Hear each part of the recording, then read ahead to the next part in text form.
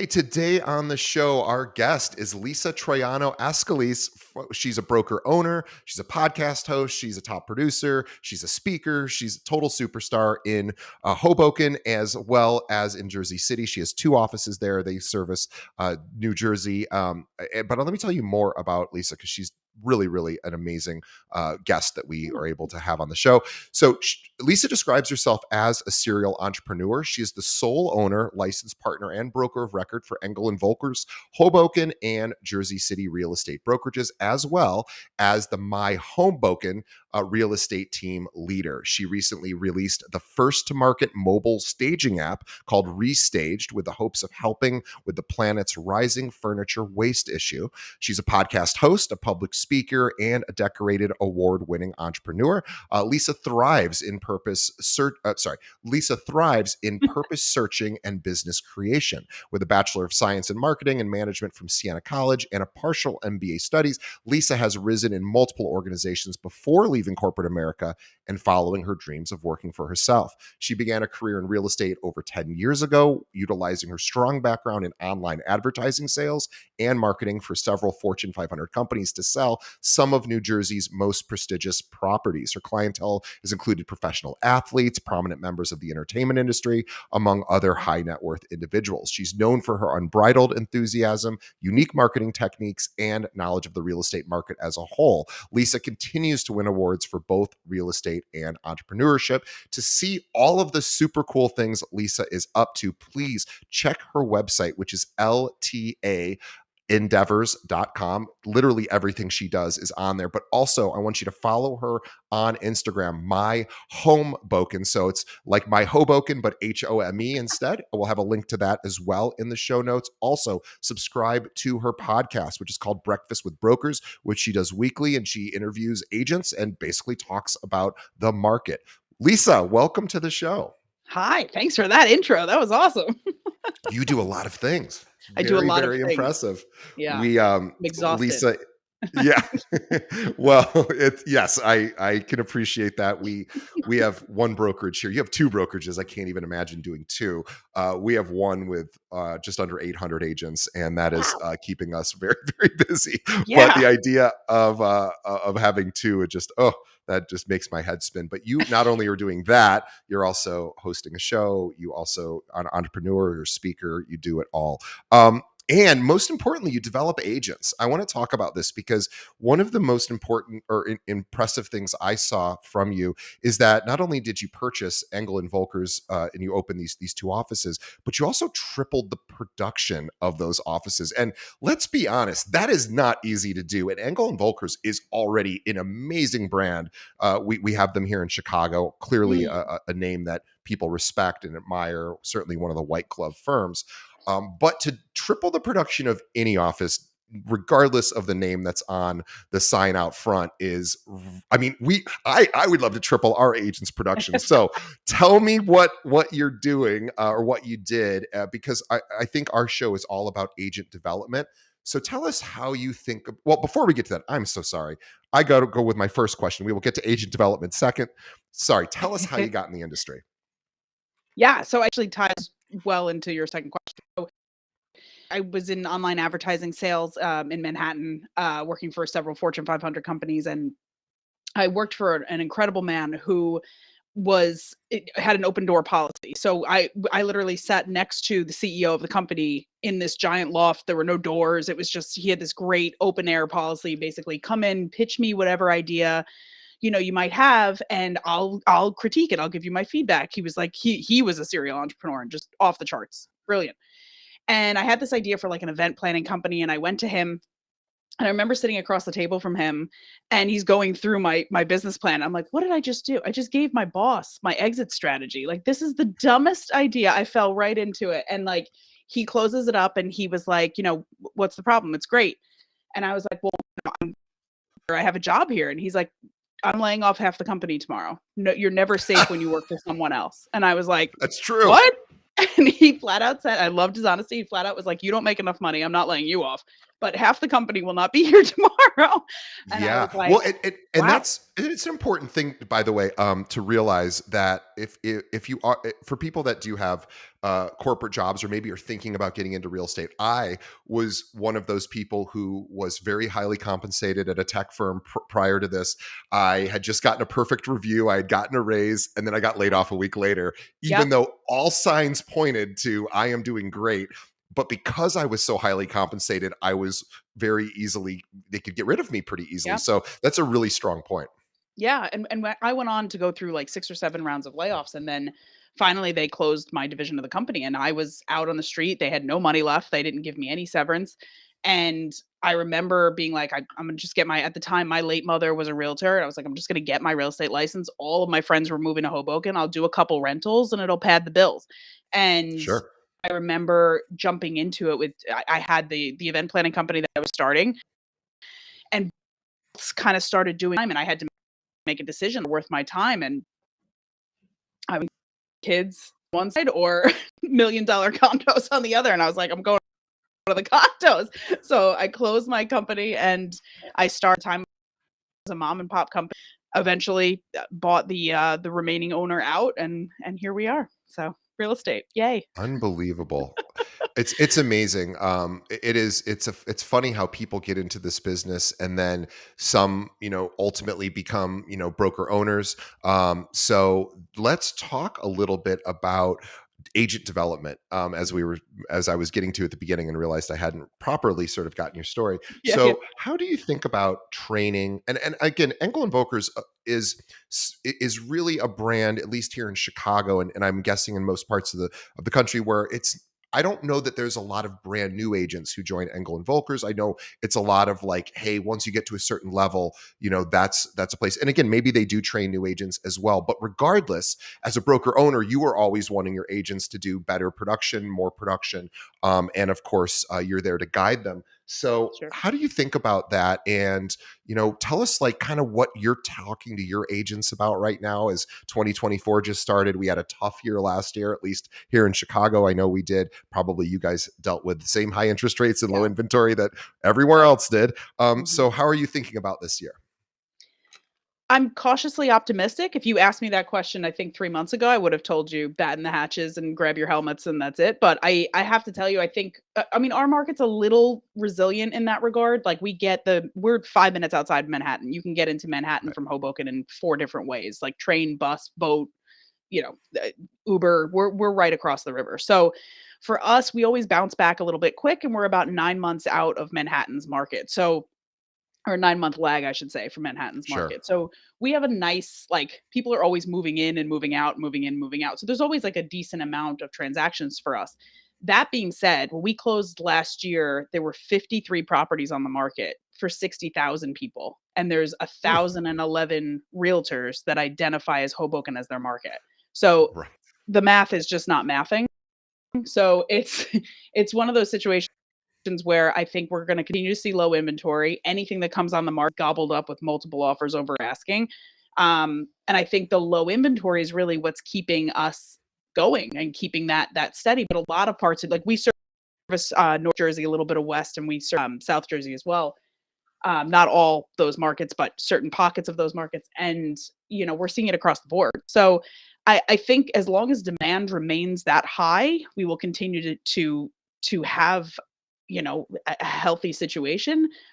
We need a little bit more inventory. And I'm sure you guys are seeing the same thing by us. The issue is, we have everybody that is stuck in these 2.5% interest rates, and during COVID, all of the pricing shot up. I mean, our single family market in Hoboken went up 24% in 2 years. Wow. So now, that brownstone that was 1.8 is, significantly higher. Now you can't get anything decent for under 2.5.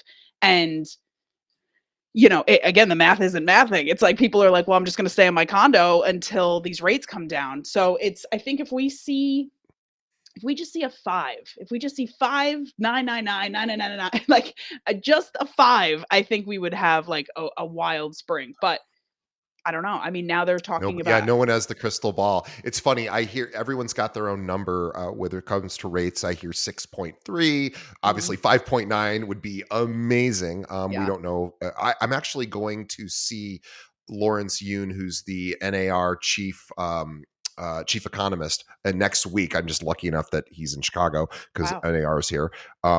Despite all of their problems, we're still having I this was market gonna say, are outlook. we going Uh, there? Or no, we won't go there. There was, I don't know if you saw, there was news yesterday I about, yeah, did. everyone I saw, yeah. did. I'm very curious to see what that's about, but that's just the gossipy part of me. But anyway, I will get to chance to come back and do an episode on what Dr. Yoon predicts for this year. He's usually fairly accurate, but this is a big problem, right? I think it's 85%. Yeah, 85% of US homeowners with a mortgage have less than 5% rate. Yeah. So as you're saying, I mean, I'm at 2.9%. Like, I'm not Same. moving. Yeah. Nope. Yeah. So it's a problem. But does the math work? And this is, I guess, the question, and it's market specific, but I'm curious, does the math sort of work when rates are where they're at now, just because, oh, you're dealing with a lot of cash offers, I bet. So We that do. Yeah. may sort of negate what I'm about to say. But for non-cash offers, I think now might actually be a decent time to buy, because if Great time. rates do drop to the low sixes, it's going to be so much competition. I just wonder if people are going to be vastly overpaying if they were to buy today. I'm just I curious mean, what your they're thoughts already are on that. I'm already on like 3 group chats with friends and family, like talking about my in-laws have a house that went up across the street from them. They live in a modest block, back up to a commercial district, like not a cul-de-sac, like not like, everyone's like, and the house just hit for 2.8, and it's like, what? Like, it's. I Yeah, think so it's. everyone's already overpaying. I think everyone's Um, really overpaying, but I also think that, like, to your point, right now is a great time to buy because you have a little bit of leverage, and whatever's still sitting on the market right now might not necessarily be bad. It just might be, it was mispriced, or it's not the typical, all white modern farmhouse everyone wants. Like, it just might be a sure. little different that you could change. I think to your point, it's a great time to buy. I also want to talk a little bit about brokerages. So this is something we don't ever talk about on the show. And being somebody who's in management at a brokerage, I think there's a lot of times a disconnect between what agents maybe expect from a brokerage and also just how Mm, brokerages work. I think one myth that I'd like, as a broker owner, you can I probably appreciate dispelling, is that the margins for brokerages are high. They're really not. And brokerages are in competition with other brokerages, of course, for commissions and everything. So we're at a situation where I think agents continue to like, clients squeeze the agents squeeze the brokerages. Things are changing a bit. Do you think there's going, and of course the lawsuits with respect to commissions, do you yeah. think there's going to be like a massive change in the next several years with how agents are compensated? Obviously, it's a crystal ball question, but just curious about, how it's all going to, are things going to fundamentally change, do you think? I mean, I think yes. I think frankly we're the last industry that hasn't been shook up, right? We're the last ones that, the taxis had Uber and Blockbuster had Netflix. We're the last ones that really haven't had a major shakeup. So I think yeah, I think something's coming. What that is, to be honest, I have no idea. You're absolutely right. Sure. The margins are very thin for brokerages. I mean, I only have 33 agents across 2 brokerages, and that's kind of by design. Sure. Because but to your point, more agents is more money, right? So it's like I think the power of the brokerage was diminished with certain models that emerged, not naming names, but the capping model, and I think a Sure. lot of things were dangled in front of agents' faces, like, you should come here, you could make 95% of your commission. It's like, right, but now you have a bunch of people running around the industry that don't know what they're doing and have absolutely no one to call. I mean, there's a Right. brokerage, and again, I would never call anyone out, but there's a brokerage where it took me 2 months to find the broker. 2 months on where to send the check. Like, Yes. it's I mean, really? So I think, to a point, and this is a good segue into your other questions, I think everything's gonna go back to some level of basics, and you hear Tom Ferry talk about it, you hear Buffini talk about it, but there's gonna be some level of back to basics, and I think what what we offer and what I'm sure you do as well is, you need some sort of guidance. You need somebody. I came up with a mentor perspective where I could call that person at 9 p.m. or I can call him at midnight or I can call him at 1 in the afternoon and he picked up. And that's Yeah. 100% why I became a successful agent quickly because I had answers to 100%. questions. Yeah, I can't think of anything more important for an agent who's newer or just looking to increase production is having somebody who's either doing slightly better than they are or who's just an industry veteran who can say like, here's how to do it, call me when you need help. And brokerages, I think, are a lot of them are starting to move more towards the team model, which Mm, teams a lot of times can pick up the slack of where a brokerage maybe which smaller maybe doesn't have as much support or training.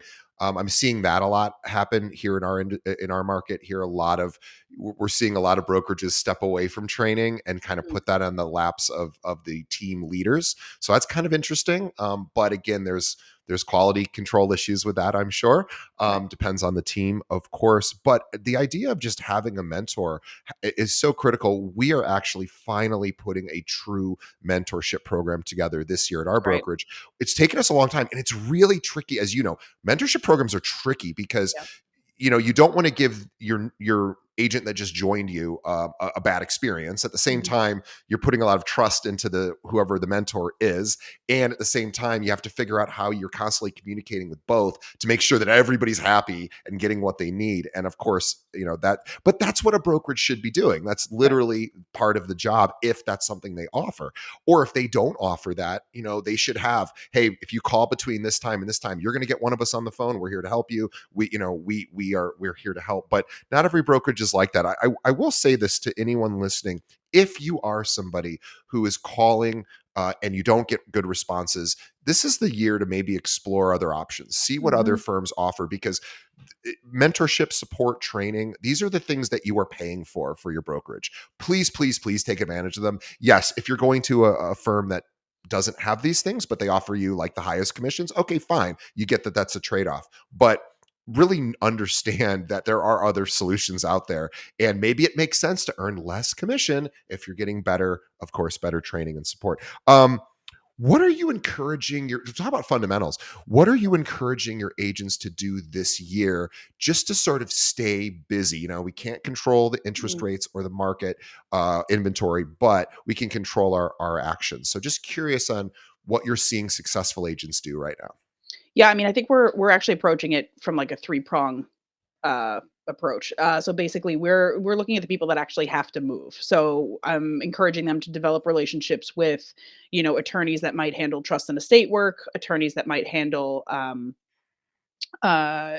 divorce, really get in touch with old like retirement communities, and let if you have somebody moving in, they most likely have to sell something. I mean, really acting as an advisor for these people that are going through a very scary transition in their life. Like, I think this country doesn't do a good job of kind of protecting our elderly people, and it's a scary time for them, right? And they're saying, I just saw another podcast, I don't remember the name, but it was like they're calling it the silver tsunami. And it's like most of the transactions that will happen in the next 5 years are people over 65 cashing out. And I think the best thing you can do or any agent can do is really start to make relationships in that realm. That's certainly something I never knew anything about.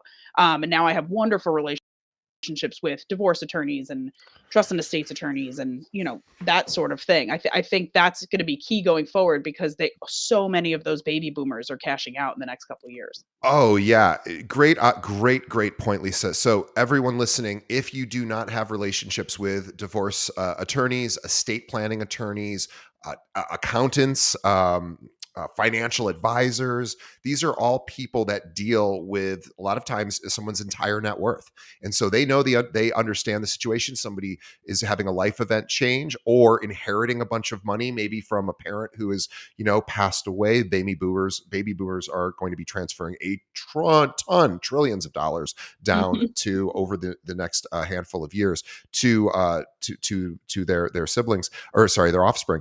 And this is the time to build those relationships relationship so that when it maybe even becomes a tax advantaged reason why somebody buys or sells or puts something in a trust, that you're their person. So now's the time to start reaching out to those providers and start saying, I want to build a relationship with you. I want to learn, how can I send you business? And, here's what I look for. And you And can, also I'm sorry to interrupt you, no, to be ethical about it. yes, It's a scary time. I think that generation is very everyone's out to get their money, so it's one of those yeah. things to really approach it from like a place of assistance and a place of helping and be like, we're gonna make sure that everything's safe and your kids get everything and you're happy. And just being an ally in that process that is and to me sounds terrifying. I think that's gonna go a long way. And it's actually doing something nice with what we're doing. So I think it's a great option. It's an amazing option. I'm so glad you mentioned that because we are fiduciaries. So we are responsible for making sure we're doing what's in our client's best financial interest. And as Lisa just said, it's really the right thing to do. So I would say in every conversation or every client conversation at some point, say, hey, by the way, do you have somebody managing your estate? Do you have a will? Do you have some of this set up? Not that you have to get involved as the agent, but you just want to say, I just want to make sure everything's protected and that we're doing things in the right way, even if it's just to show that you care. That Mhm. even just saying that demonstrates I care about your situation, and I know people that can help with this. If you need that, do you have a good Yeah. accountant? Do you have a good financial advisor? Do you have enough insurance? Are you covered in everything? Right. Even though yes, we're selling homes, we want to make sure that this home fits into your financial plan. I bet if an agent would say that to a potential client, and maybe they're interviewing 3 or 4 other realtors as well, I bet those other agents probably wouldn't bring up those kind of things, because it gets tricky where you don't have to answer those questions when they're like, well, what about this? That's like, hey, that's Mhm. not my area of expertise, but I have people that can help you with that, or let's Yeah. just get everyone on the same page. Yeah, totally. From a marketing perspective, because that's your background, I want to Mhm. talk about what marketing strategies do you see working like right now? What do you see agents doing that's successful? Maybe what do we see agents doing that you sort of shake your head and go, not a good idea? Yeah, I think, this whole concept of agents having to be their own social media marketers. I think some are born for this, and I think some need to hire someone. It's I think it's along the I think you have to find a place, and this is one thing that we do offer is like that you can stand out, right? And I think a lot of agents, there's a lot of ego involved in this business. I mean, I'm sure you've seen it, and and there's part of that that's actually really great because it allows these agents to kind of create this persona, and they create this whole business surrounding that ego, and it's wonderful. It can also go in a very bad direction. So I think it's one of those things where find a way that you can create a platform for yourself where you stand out. Because like I said earlier, we have 1,011 realtors that identify with Hoboken as a that's insane. We're 1 square mile. So you really need, I think 78 of us do the most work. You need a way to stand out. I mean, social media is still free, which is crazy to me. Like that, I mean, the fact that people aren't diving into AI in certain ways, like that's the fun part of this, I think. Like come up with creative videos for yourself, not just for properties. Um, Market yourself through video. If you're sending, don't just send emails. What's an open rate for an email now? It's like nothing. If Yeah, you nothing. send it with a video on it that's somewhat interesting or directed to that person. So we're doing a lot of that. We're doing a lot of very targeted marketing. We also utilize our network. So Anglin Volkers is in 33 countries around the world, and we actually work very well together. You mentioned the one in Chicago. I think we just sent him something a couple weeks ago. Like we work very well on the referral side of things, and we double down on that because we do have a great relationship with the shop. So I think, kind of find your niche and then get it out into the world. I also think, and this is a buzzword, so I hate to, I can watch my agent Tom Worley rolling his eyes right now if he's ever listening to this, is the term authentic. I think we were being authentic before authentic was cool. And I think that's key. Like we do this all the time. We're doing multiple transactions a month, all that stuff, but we forget that a lot of times this is like the most important transaction for someone. So out there renting a Bentley and driving around the street like acting like that does nothing for anybody. It's you want to authentically present a home, authentically present yourself, and kind of cut away with all that craziness. Like I think that's a big trend that's going to go haywire. The days of, rolling up to the estate in the McLaren, I think, are done. I think it's you got to Yeah. do something a little bit more authentic. I think you're right, and good riddance to those days, in Right. my opinion, because well, and there's nothing, again, everyone's different, and cheers to the people that do that, and I'm not here to disparage them, Right. but I think authenticity, the way I think about it, is skills, honesty and skill. So it's like, are you actually telling the truth? Are you presenting Right. your actual self? And are you good? Are you actually Mhm. useful to the agent? And the useful agents always do business. It's funny. And yes, you have to have a good marketing plan, and you have to. There's more to it than just being good, but being good is really the most important thing. And Yeah. this is the year to sharpen skills, because, as I'm sure you're seeing this in your market, yeah, there's 1,000 agents who identify, as Hoboken, but I'll bet you by the end of this year there won't be 1,000 agents. I'll bet you there'll Right. be a lot fewer, and the agents that are still around and doing all of those things to sharpen their skills and keep their marketing strong are going to gobble up market share. I mean, I Yeah. certainly hope that's what happens, because we certainly could use in this industry. Some agents probably do need to leave the industry, not of their own fault. Maybe they were never trained well. Maybe they don't. It's just not really their job. Right. But we're going to see. I mean, we're already seeing it. We have a holding company for agents that don't actively practice. We started it like 10 years ago, just like as a kind of as a goof, like, well, I guess we should have a holding company. Started with one agent. Now we have 1,000 agents in there. In the last year, we've seen 200 people join our holding company. Not like Wow. from our firm over to our holding, just in the whole state of Illinois. So we're seeing huge people leaving, which should be very, actually, both scary and very exciting to anyone listening to this, because Yeah. exciting because you're going to have more opportunity, scary because it could happen to you too. So I Right. think it's important that if you just keep doing the right things and learning, I don't see any reason why somebody wouldn't be successful. But so we talked about social media. Yes, of course, videos, but and right now, I think if we think about how do I be useful on social media, there's all sorts of ways to do that.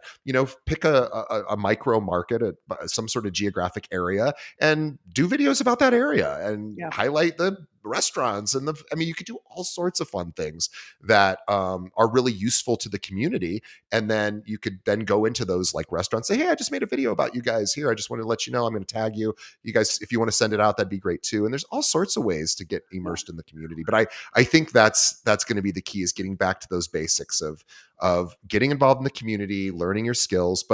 Um, but I am curious, what are you seeing anything else, like, are you seeing traditional mailers, for example? I'm hearing of agents going back to doing a lot of Yeah. physical mailers.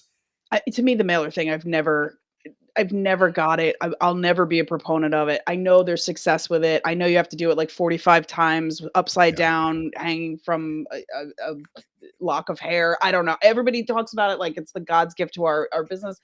I don't get it. I have agents that do it, and I support that. I love it. To me, it's so much money. It's just litter. Like, and I'm not, I'm not saying like from an environmental perspective. It's just, I mean, I personally get like 6 a week. And I'm an agent. So it's like, to me, I don't know. I don't get the mailer thing. I get that it works, and if that's if you swear by it, by all means, die on that hill. But for me, I don't get the mailer thing personally. I think you're way better utilizing video in unique ways. I sent out a text yesterday. I went through all of my old landlords and gave them a video just saying, "Hey, you may have made a lot of money. Like, let me know if you have any interest in selling, because this is the difference of what you could make. And here's a net proceeds worksheet, blah, blah, blah." I have like 6 meetings next week just from doing that. And I don't have a ton of landlords. I have maybe like 20 to 30 landlords, and I have 6 meetings. I mean, that's a Wow. huge return. So I feel like Huge. that sort of thing, I think we're gonna need to get creative, and I think we're gonna need to learn how to serve videos. I think video and social, or anything you can do from text messaging, is fantastic. Yeah, and I love that with text messaging, with systems like BombBomb or Loom, where what's really cool, if anyone listening hasn't explored those, what's really neat is if you know somebody with one of those accounts, have them send you one just as a test, because what's cool is they'll take a video, and this really You can send it if you're like iPhone to iPhone, or I don't know what it looks like for Android. But what's cool is it will literally take the video that you make and create like a little GIF, 3-second GIF, and then it'll send it to the person, and then they'll see that they have a video for them right in their text message, and they're more Yeah. likely to click on that. We sent an email. We sent an email to all 700 plus of our agents announcing we have a new managing broker, which is a very big deal for us. Yeah. And so we sent out an email on Sunday, which is not the best day to, send out an email, but to all of our agents saying, hey, just FYI, this big long thing, here's our new managing broker, welcome her, et cetera. And then we sent an SMS on Monday just with a video. Yep. And we were curious to what got the higher open rate. We knew text messages would, but it was night and day difference. We had Yeah. almost 50% of our agents clicked on the link in the text message. About 15% of our agents clicked on the link in the email or open the email, even open the email. And maybe that says more about how we communicate via email than anything, but it's just the way it is. I mean, Yeah. people are, well, you know this, nobody reads their email. You're a broker owner. Right. You know how it goes. So Right. this idea of utilizing SMS in a way that's not invasive, that's not overly communicative, but like providing value Yeah. is amazing. It's such a great creative way. And people don't probably want to take your phone calls all the time either, right? So that's a Right. great way to sort of have a conversation without having a conversation. Is you're like, hey, I just, here's let's take a look at your property and see if it's a good time to sell. Yep, 100%. I mean, even if you like from a brokerage perspective, even recruiting. I mean, I have a great relationship with some of my best agents, and they show me the text messages they get, these campaigns that Isn't it crazy? it is wild. I mean, you'll have like, "Hey, want to work here?" And they're like, "No, thanks." And they're like, "Hey, but you really should work here." And they're like, "No, thanks." And he's like, "Please work here." It's like, "Oh my God." Like, and Yeah, it's like relentless. I mean, to the point where I think it almost turns them off. Like totally. it's it's I don't know. I think there's an art to it, and I think that's really going to separate like who makes it through this next transition is who can figure out what that art is and how you can do it authentically to yourself and really utilize these because there are so many tools that I mean I don't even know if you've dove into AI at all, but like I try and do like a little each week because it is Yeah. the stuff you can do with that is incredible. I mean, the most obvious application, or the first one I had heard of was drop in your listing description, and it'll rewrite it, or you tell it to rewrite it in a particular way. You can also tell it to abide by, um, uh, whatever rules are applicable in your particular state or federal rules around making sure it's not a housing violation. But yes, you can do that. That's sort of, I think most people know about that stuff now.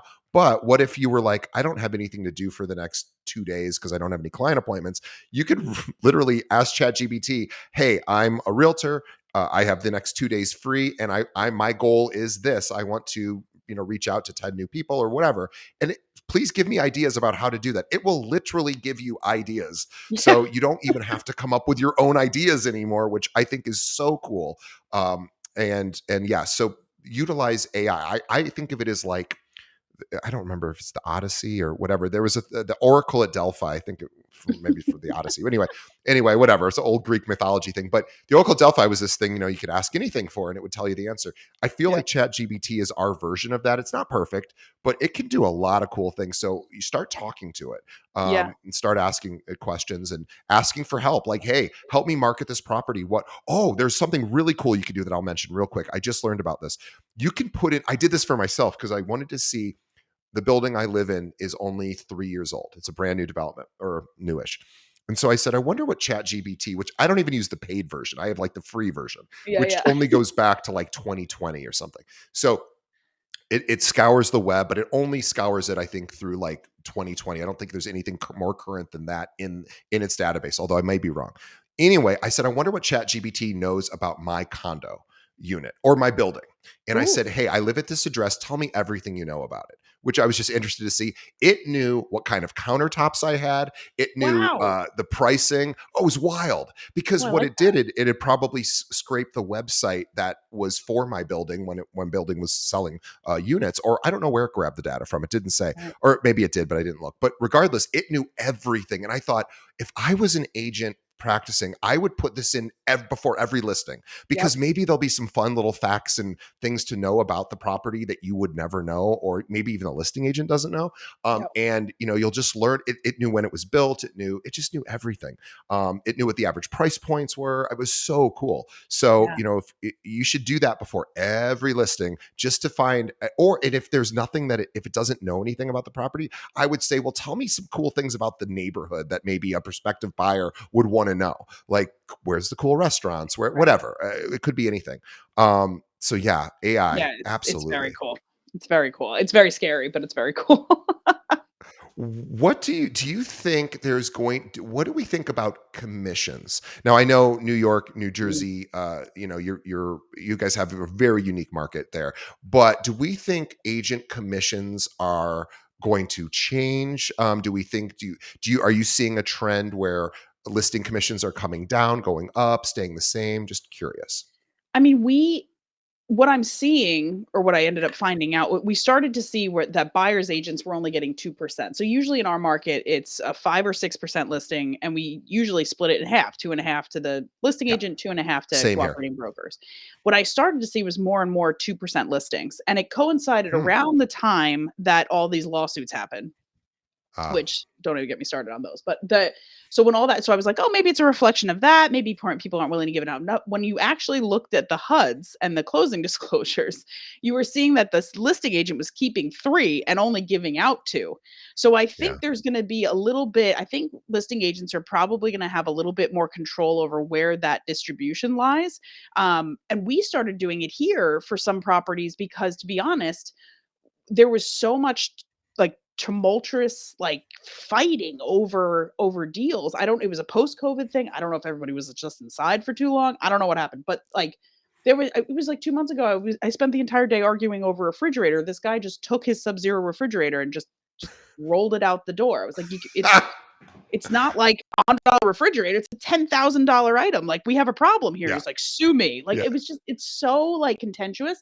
So I think that if you as the listing agent have that okay, well, here, I'm gonna give in like 2,000 of my allows you to kind of control the deal a little bit more and keep things going. I mean, I think the other thing is too, with listing agents, it's not a slam dunk now, to sell, or it won't be. So I think we're gonna have to do way more marketing. I think we're gonna have to do way more, higher end videos and higher end promotion. And so that is costly. So I could see that being more of a shift that I'm not necessarily worried about, but vigilant of. Whether or not there's not going to be buyer's agency, I don't know. I mean, I think it's really doing the whole industry a disservice and the seller a disservice to just eliminate buyer's agency being paid. I think people think that realtors get paid too much, but if they actually saw what was going on the back end, they would be appalled. I had multiple people this year be like, "I don't know why you do this." I was like, What?" And they couldn't. My clients know how hard I work, and they're happy to pay the fees. I haven't honestly had pushback on fees in years, but who knows? The more that these crazy lawsuits get published, it's a sad state of affairs. I think people. Well, I'll leave it at that. I think it's more along the lines of like a mental situation, a mental health situation than it is anything else. But I, Yeah, I I agree. I think people that have really worked with a good realtor really know how much work is done and how much we do to keep a deal together. So I think at the end, I think that'll prevail. I do think we're going to go through a weird time of justifying our fees, but I think at the end we'll be fine. I think so too, and I think this is where skill just kind of wins the Yeah. game. If you're worried about, if you're getting pushback on your commissions, to me, I would see that as an agent. I would see that as feedback that maybe I'm not communicating my value proposition as well as I could be. Yeah. And really saying, here's why in fact, if I was an agent, I would just say, I want to explain to you how I get paid. I want to explain to you exactly how it works. And I want to explain why I believe it's worth it. Yeah. And, I mean, you don't have to have that conversation every time, but for anyone that's on the fence, I mean, this is kind of, the lawsuits were kind of about this, where, commissions were kind of nebulous and kind of confusing, and nobody really understood them except the agents because it wasn't super obvious who was paying the commissions and how it all works. But this is a great opportunity to get ahead of it and really just explain it to buyers, saying, okay, technically you're not paying a commission, except you are paying a commission. And let me explain Right. how it's all baked into the price and everything. So you get a better sense of where it comes from and how it all works out. I think, Right. just agents explaining things better is always a win. And I think at that, to your point, I think you're not going to get as much pushback. I think when it's more confusing, I think that's when people are like, wait a minute, what am I paying? Like, it's like when I go in to Yeah. buy a car, which I like never do because it's such a bad experience buying a Ugh, car. I At just least did I it this feel. year.